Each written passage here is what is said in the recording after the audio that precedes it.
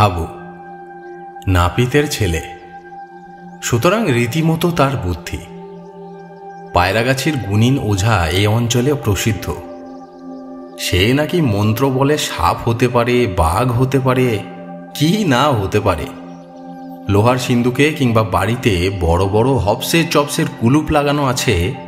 পায়রাগাছির ওঝা এসে কি একটা মন্তর বিড়বিড় করে বলে দুবার তালা ঝমঝম করে নাড়ল, আর তালা সব গেল বেমালুম খুলে। এ কত লোকের স্বচক্ষে দেখা। রায়েদের কলম আম বাগানে বিকেলবেলা কেউ কেউ নাকি দেখেছে ওঝা কলমের আম পাড়ছে। হয়তো লোকে ধরতে গিয়ে দেখল একটা খরগোশ লাফাতে লাফাতে বাগানের উত্তর দিকের বেড়া ডিঙিয়ে পালিয়ে গেল। পায়রাগাছির ওঝা, মস্ত বড় নাম, কিন্তু আশ্চর্যের বিষয়ে এত বড় নাম করা ওঝা যে তাকে কেউ কখনো দেখেনি। কোথায় যে কখন কিভাবে থাকে তা কেউ বলতে পারে না। হাবুর বড্ড ইচ্ছে সে কিছু মন্তর তন্তর শেখে।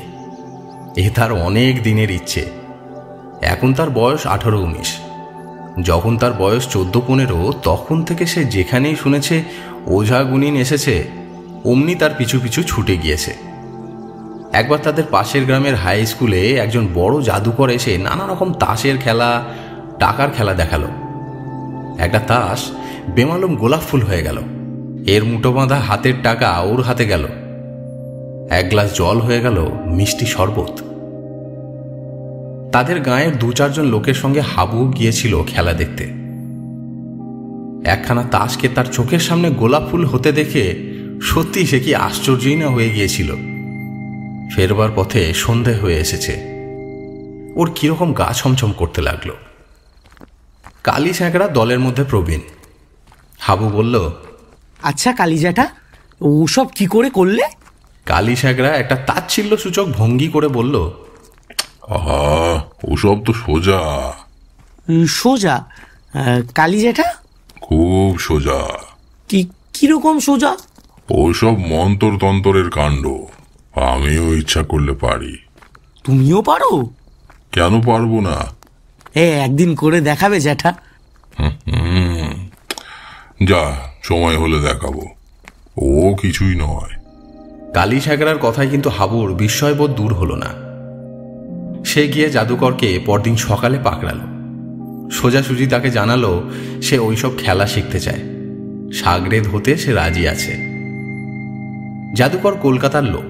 মাথায় নরম বুরুজ দিয়ে চুল আঁচড়ে থাকেন, হাতে ঘড়ি পরেন, চোখে থাকে চশমা। তিনি নাক উঁচু করে বললেন, ওসব হয় না ছোকরা, হয় না। অনেক টাকা প্রিমিয়াম দিলে তবে সাকরেত করি। প্রিমিয়াম কি? প্রিমিয়াম টাকা, টাকা পারবে আমায় দিতে? মরিয়া হয়ে হাবু বলল, আগে আগে কত টাকা?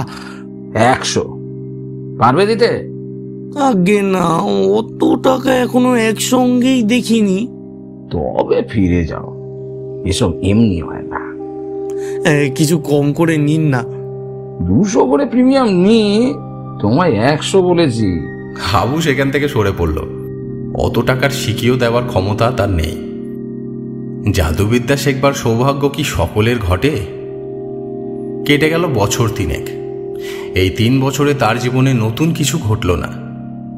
এ অল্প পাড়াগাঁয়ে জীবন, একরঙা ছবির মতো একঘেয়ে। ঠিক এই সময়ে একদিন হাবু দুপুরে মাছ ধরতে গেছে নদীতে। এমন সময় দেখল একটা লোক আম বাগানের ছায়ায় বসে আপন মনে কতগুলো ঢিল নিয়ে খেলছে। হাবু একটু এগিয়ে গিয়ে দেখল লোকটা একটা ঢিল হাতে নিয়ে ছুঁড়ে দিতেই সেটা মস্ত বড় একটা কোলা ব্যাঙ হয়ে গেল। লাফিয়ে লাফিয়ে পালালো। আর একটা ঢিল ছুঁড়তেই সেটা হয়ে গেল একটা ছেলেদের 2 চাকার খেলনা গাড়ি। কিন্তু সে গাড়ি গড় গড় করে ঘুরিয়ে চোখের বাইরে অদৃশ্য হলো। আর একটা ঢিল হিল হিল করতে করতে একটা সাপ হয়ে চলে গেল। একটা ঢিল এক মুঠো আবির হয়ে ছত্রাকারে ছড়িয়ে মাটি রাঙিয়ে দিল। হাবু সেখানে গিয়ে দাঁড়াতেই লোকটা ওর মুখের দিকে চেয়ে ফিক করে হেসে বলল, কে? স্তম্ভিত আর ভীত হাবু কোনো কথা না বলে একেবারে লোকটার পায়ে জড়িয়ে ধরতে গিয়ে হোঁচট খেয়ে পড়ল। গাছতলায় লোকটা নেই। হাবু বিভ্রান্ত চোখে চারিদিকে চেয়ে দেখল, অত বড় আমবাগানের কোথাও সে নেই। 2 মিনিট হাবু দাঁড়িয়ে রইল আড়ষ্ট হয়ে। হঠাৎ সে দেখল হাত 10 দূরে সেই ব্যক্তি দাঁড়িয়ে মৃদু মৃদু হাসছে। হাবু কাতর কণ্ঠে বলল, আমাকে দয়া করুন। কি দয়া? ও পায়ে ঠেলবেন না এমন করে, আমাকে আপনার চাকর করে রেখে দিন না। আমি অনেক ভাগ্য করে আপনার দেখা পেয়েছি, এরম করবেন না। আমি গরিব লোক, চাকরি আমার কি দরকার? তাছাড়া আমার হাতে অনেক চাকর, এই দেখ।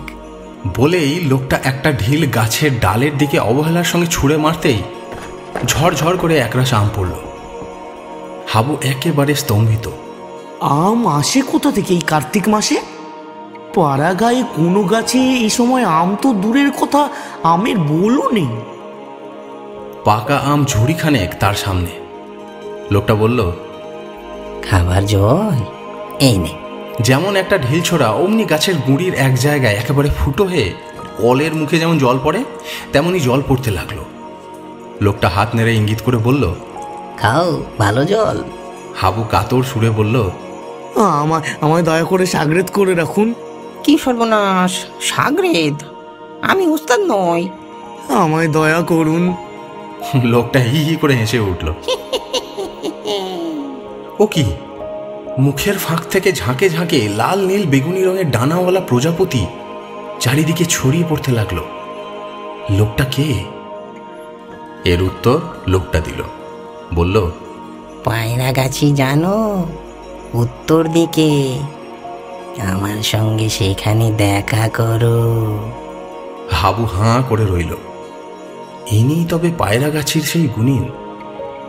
সবাই বলে উনি নুটি মন্তর জানেন, অর্থাৎ মন্ত্র বলে অদৃশ্য হতে পারেন।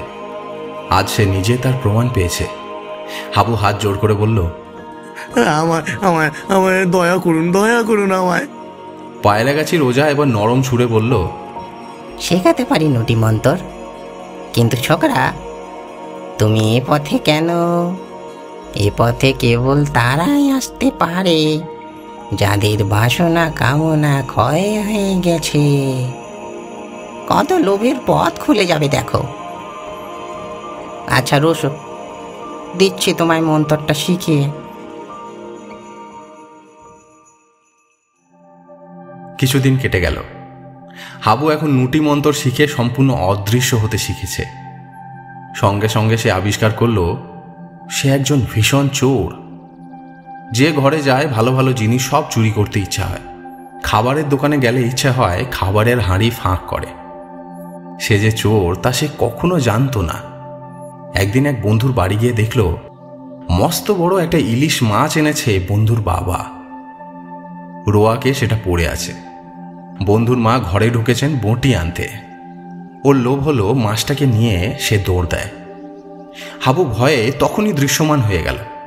বন্ধুর মা ওকে দেখে বললেন, উমা, হাবু কোথা দিয়ে এলি? তোকে তো দেখলাম না দরজা দিয়ে আসতে। এই মাত্র তো ঘরে বটি আনতে গিয়েছি। হাবু হেসে চুপ করে রইল। একদিন আরো গুরুতর ব্যাপার ঘটল। পাড়ার গাঙ্গুলিরা বড়লোক। তাদের বাড়ির উপরের তালার খাটে একছড়া দামি সোনার হারকে ফেলে রেখেছে। হাবু কৌতূহলবশত গাঙ্গুলিদের তেতলায় অদৃশ্য অবস্থায় বেড়াতে গিয়ে লোভ সামলাতে না পেরে সেই হার হাতে নেমে এলো।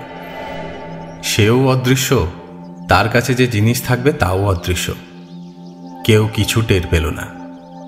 তারপর যখন জানা গেল হার চুরি গিয়েছে তখন গাঙ্গুলিদের বাড়িতে হইচই পড়ে গেল। গাঙ্গুলিদের বড় মেয়ের হার সেটা, তার সে কি কান্না! সবাই মিলে তাকে অপমান উৎপীড়ন করতে লাগলো। সে কেন এত অসাবধান, কেন সে হার খাটের উপর ফেলে রেখেছিল।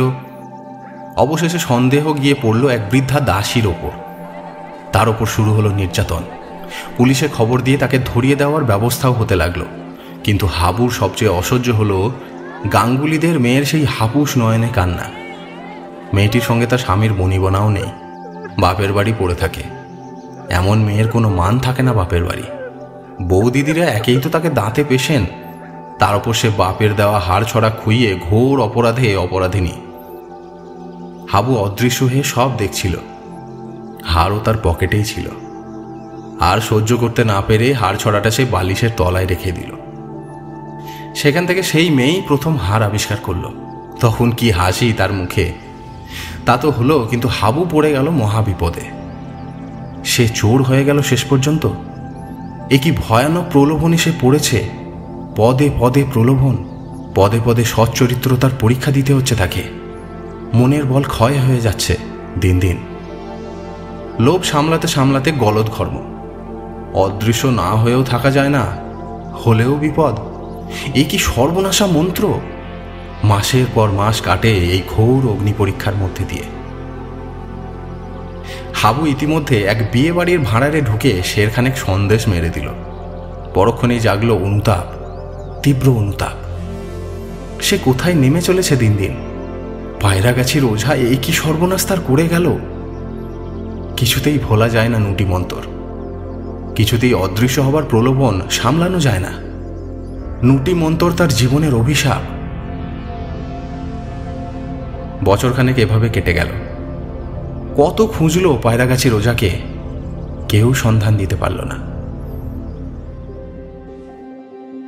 একদিন হাবু সেই আমবাগান দিয়ে যেতে যেতে সেই একই গাছের তলায় দেখল পায়রাগাছির ওঝা সেই রকম ঢিল নিয়ে ছুঁড়ে খেলা করছে। ওর দেহে বিদ্যুতের স্রোত বয়ে গেল। সন্ধান মিলেছে এতদিন পরে। ও ছুটে কাছে এগিয়ে গেল। ঢিল একটা ব্যাঙ হয়ে লাফাতে লাফাতে পালালো। একটা ঢিল সদ্য কাটা ধাড়ি ছাগলের মুন্ডু হয়ে গড়াগড়ি খেতে খেতে চলে গেল। এক ঝাঁক ছাতারে পাখি ওঝার মুখের মধ্যে দিয়ে বের হয়ে উড়ে গেল। পাছে ওঝা অদৃশ্য হয়ে যায়, তাই হাবু ছুটতে ছুটতে গিয়ে ওর পায়ের উপর গিয়ে পড়ল। ওঝা প্রশান্ত হাসির সঙ্গে বলল, কি হয়েছে? আমায় বাঁচান, আমায় বাঁচান। কি ব্যাপার? আপনি সব জানেন। আপনি যে অন্তর্যামী। ওস্তাদজি, নুটি মন্ত্রের কবল থেকে আমায় উদ্ধার করুন। আমার চরিত্র গেল, মনের শান্তি গেল, সব গেল। আপনি ফিরিয়ে নিন। ওঝা মৃদু হেসে বলল, একবার মন্তর দিলে আর ফেরত হয় না। হাবু ভয়ে শিউরে উঠল। তবে কি জীবন ভরে সর্বনেশে মন্ত্রের ভার বইতে হবে? এই অশান্তি, পদে পদে এই পরীক্ষা সারা জীবন চলবে? হাবু পা আঁকড়ে ধরে বলল, আমায় বাঁচান, আমি মরে যাবো। আমায় বাঁচান। তবে চাও না নুটি মন্তর? আগে না, আর চাই না। তবে যাও, দিলাম না। মোটেই তোমাকে মন্তর দিইনি, পরীক্ষা করছিলাম। হাবু অবাক। সে কি কথা! 1 বছর ধরে তবে সে কিসের ভার বোঝা বয়ে মরল? সে কি বলতে যাচ্ছিল? ওঝা হেসে বলল, মোটে 7 মিনিট কেটেছে এই প্রথম দেখা তোমার সঙ্গে আমবাগানে। নুটি মন্তর তোমাকে দেওয়া যায় কিনা পরীক্ষা করছিলাম। আজ 20 বছর ধরে এই মন্তরের ভার বয়ে আসছি, আর তুমি এর দায়িত্ব 7 মিনিটও নিতে পারলে না। তবে আমি গাঙ্গুলিদের বাড়ির হার চুরি করিনি, ময়রা দোকানের খাবার খাইনি চুরি করে। তবে আমি না, মোটে 7 মিনিট কেটেছে। আমার সামনে ছাড়া তুমি কোথাও যাওনি। এই তো প্রথম তোমার সঙ্গে আমবাগানে। বলে কি! হাবু আড়ষ্ট হয়ে দাঁড়িয়ে রইল। পায়রাগাছির গুণিন ওঝা হা হা করে হেসে উঠল।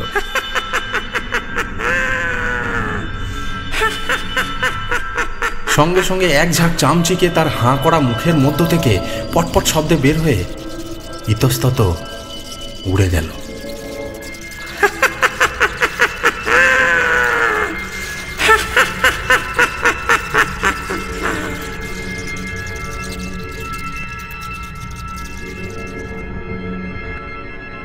শুনছিলেন বিভূতিভূষণ বন্দ্যোপাধ্যায়ের লেখা ছোট গল্প নুটি মন্তর। গল্পের সূত্রধর ও গল্প পাঠে আমি ইমরান। হাবুর চরিত্রে অর্পণ, জাদুকরের চরিত্রে প্রদীপ্ত, বন্ধুর মায়ের চরিত্রে Tania, poster and sound design Imran. শব্দ গল্প দ্রুম আপনাদের কেমন লাগছে অবশ্যই গল্পের কমেন্ট বক্সে আমাদের লিখে পাঠান। আরও নতুন নতুন গল্প শুনতে এবং আমাদের উৎসাহিত করতে চ্যানেলটি অবশ্যই সাবস্ক্রাইব করুন। সঙ্গে থাকুন এবং শুনতে থাকুন শব্দ গল্প দ্রুম।